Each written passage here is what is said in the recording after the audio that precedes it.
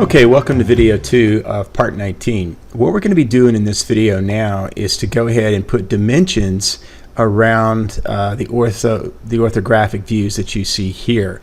So let's get started with that. The first thing we need to do is go ahead and lock the ISO layer and then select the dimensions layer and then unlock it. Okay, now that I've got that done, now this can be a little bit confusing. If you come over here to draw, you got your draw commands, you've got your annotate, which is your measurement command here, which we used, and also your modify command, which allows you to do, moving and copying and mirroring, that kind of thing. And of course our friend, the trim command. Now if you look here, this is the dimensions command, so you select it. Now when you come to dimensions, once you've got this out here, you can go ahead and start dimensioning. Now there's some settings that get set up with your dimensions, so let's go ahead and put a dimension in and then come back and modify those settings. So we're going to go ahead and get the property command up here. Now I've got this selected at property. Now if you come over here to dimension style, you got several sizes up here. Make sure that you select dimension 1 so we can get all of those dimensions in there at a reasonable size and scale.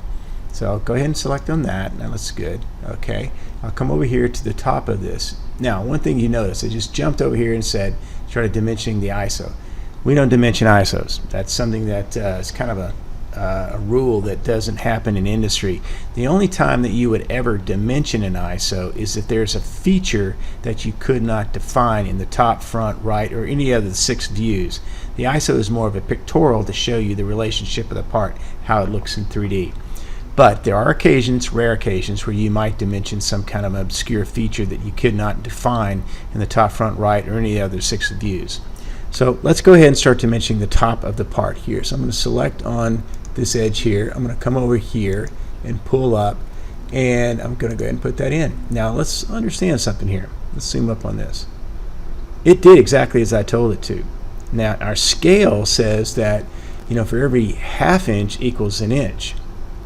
Well, AutoCAD looked at that and said, okay, that's 2 inches long. It did exactly what we said. But if we look at our drawing says 4 inches. Okay, well, we're going to come back and change all that. So let's go ahead and go back over here and let's go ahead and change it now. So I'm going to escape out of that command because otherwise it wanted me to keep dimensioning. And see where it says measurement here of 2 inches? You got a text override. That's okay. So we key in 4.000 and hit enter. And now we select off to the side and it becomes 4. Well, we're going to come back and do that to all of them, but first let's go ahead and dimension as much of the part as we can. Okay, so back to dimension, and I'll go ahead and start here. I usually come down the object line and then I pull off the extension lines up the dimensions.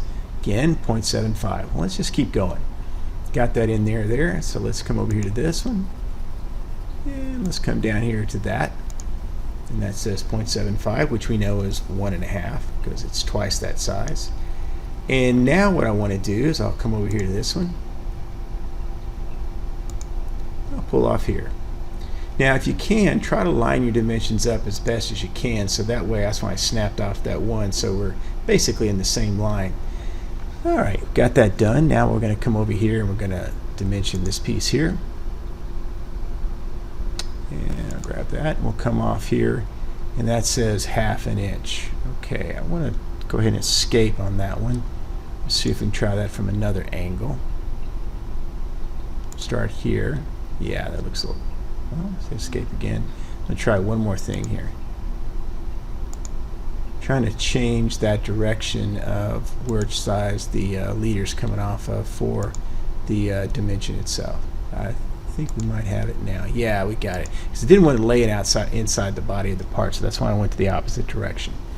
Okay, it looks pretty good. Now let's come over here to the opposite side here. And this one's going to be a little bit interesting because I'm going to come off a certain distance. Then I'm going to come down here and I'm going to grab this right here and that right there, and I'm going to line those up by snapping on this dimension ahead of me. So that way our dimensions line up. Now some people want to maybe stagger that off because they get confused by this here, but for our case that works just fine. So let's roll out here and kind of look at our part and make sure we've got everything properly defined. We've got the thickness of the part, which would be this part right here. We've got this gap defined. We've got the depth of the gap defined. and we've got the two cantilevered pieces that extrude out from the base of the part. See it right there. Okay, looks good. Let's go back and change the dimensions. So we'll select, let's go ahead and escape out of that. So we're just back to this. We'll come over here and do the dimensional override, which is going to be 1.5. 0, 0, 0 for 4 decimal places. We're going to come over here to this, same thing. Do dimensional override of 1.5000. Select that, hit escape. Oh, we didn't get it. Let's do it again. Okay, 1.5000. Enter. And let's see if it took it that time. Yes, it did. Okay, that's good.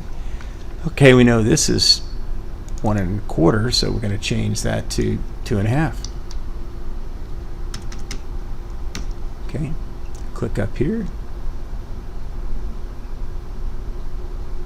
and just click out here to accept that. That looks good. We know that's going to be 1 inch. Dimensional override. Okay, got that one. Click over here, and we know that that's going to be twice of 3.75, which is 3/8. It's going to become 0.7500. Click on this one, same thing as well. Okay, looks good. All right, hit escape. Okay, so all our dimensions have been modified, have been placed and modified using the dimensional override. So that looks really good for right now. Now let's come back and review that and have some final thoughts on that. Okay, I went ahead and zoomed up on this part to look at the dimensions that we've put in. And one thing I forgot to tell you is that critical in the design of anything that you create that are going to manufacture or produce is your dimensions, which we understand that. However, what's really critical is to not repeat a dimension. And the reason you don't repeat a dimension is that it causes mass confusion with people who are actually going to manufacture that part. So for instance, if I take this 1 1/2 inch and I come over here and I put 1 1/2 inches on the top of this part, the guys that are going to manufacture this would come back and say, wait a minute, did you define another feature about this part that we didn't know about, or we're confused?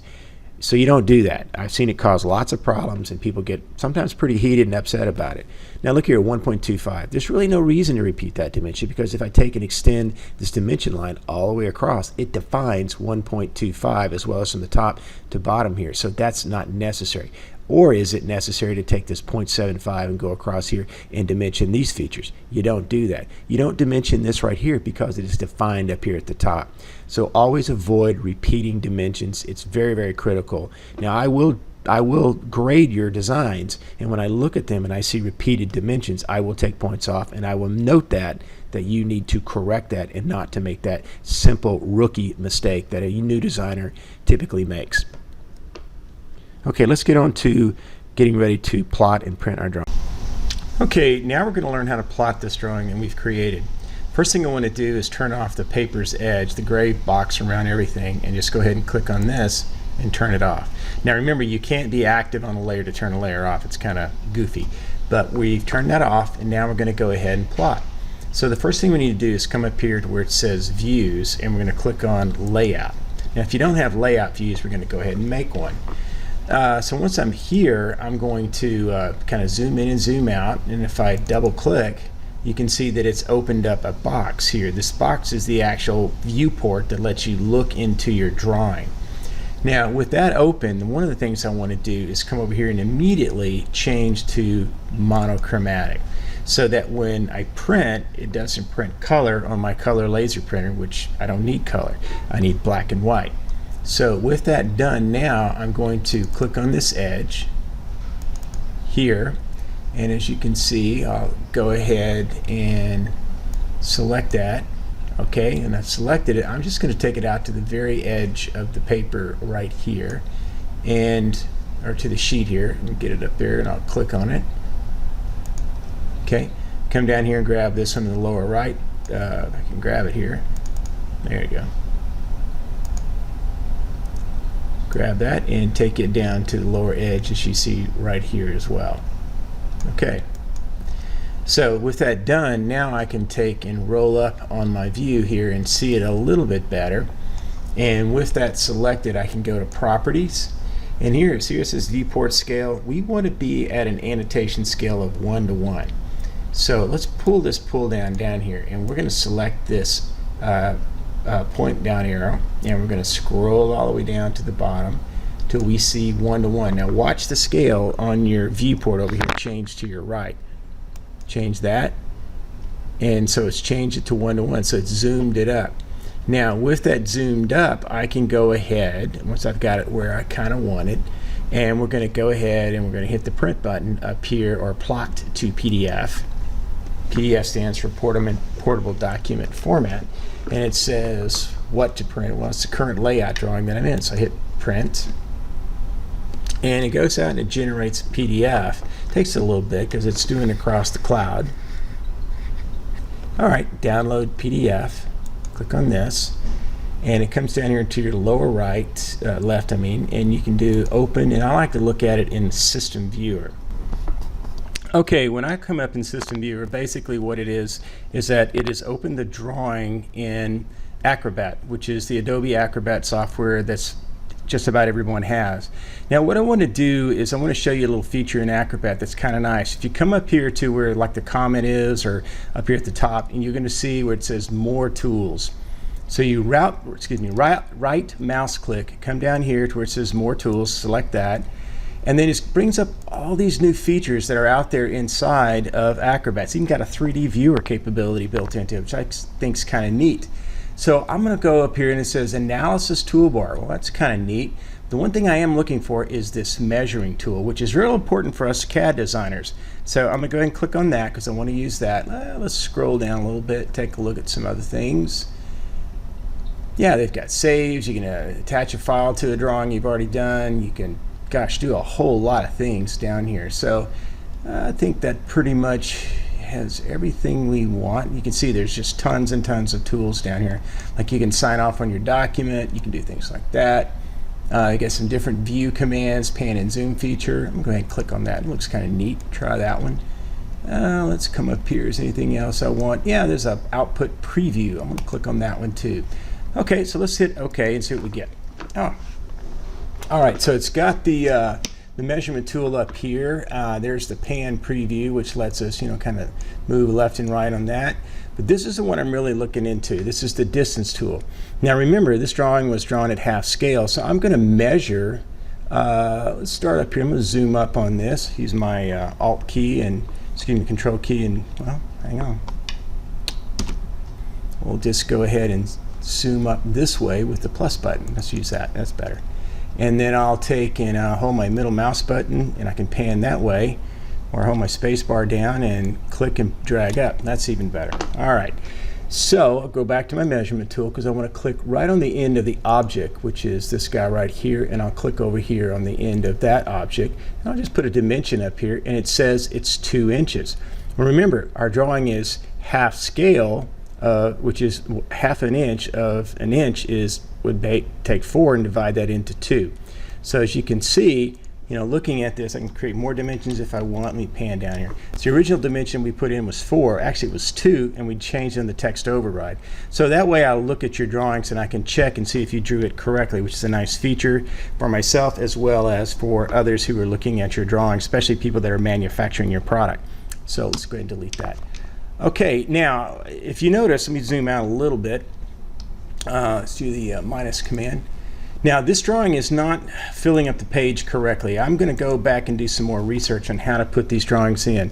But if you get to this point, I'm going to give you a passing grade because you did the work I asked you to. And I'll come up with a better procedure for us to print these out. It may mean we have to redesign our border sheet, but for right now, this is what I want for those first few drawings.